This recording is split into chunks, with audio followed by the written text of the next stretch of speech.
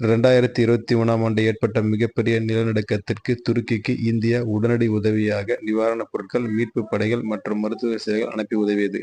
இதை உலகம் இந்தியாவின் மனிதநேயத்தை பாராட்டியது. ஆனால் அந்த உதவிக்கு நன்றி செலுத்தாமல் துருக்கி பாகிஸ்தானை ஆதரித்து இந்தியாவின் மீது மறைமுகமாக எதிர்ப்பை காட்டியிருப்பது தற்போது உறுதியாகியுள்ளது.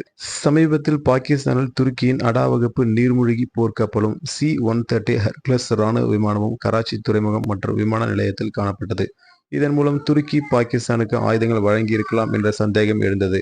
அதை பாகிஸ்தான் இந்திய எல்லையில் ஏவிய ஆஸ்காட் சோனாகர் வகை ட்ரோன்கள் மூலம் உறுதி செய்யப்பட்டது. இந்த ட்ரோன்கள் மூலம் பாகிஸ்தான் மேற்கு எல்லையில் தாக்குதல் நடத்தியது. இந்திய பாதுகாப்பு படையினர் இந்த 300 ட்ரோன்களையும் அழித்தனர். ஆய்வில் சிதறிய ட்ரோன்கள் அனைத்தும் துருக்கியில் தயாரிக்கப்பட்டவை என கண்டறியப்பட்டது. மேலும் பஹல்கம் பயங்கரவாத தாக்குதலுக்கு பிறகு உலக நாடுகள் இந்தியாவுடன் ஒருமித்த ஆதரவை தெரிவித்து வந்த நிலையில் துருக்கி மற்றும் பாகிஸ்தானுக்கு ஆதரவு தெரிவித்து இந்த தாக்குதலுக்கு எந்தவிதமான வருத்தமும் தெரிவிக்கவில்லை.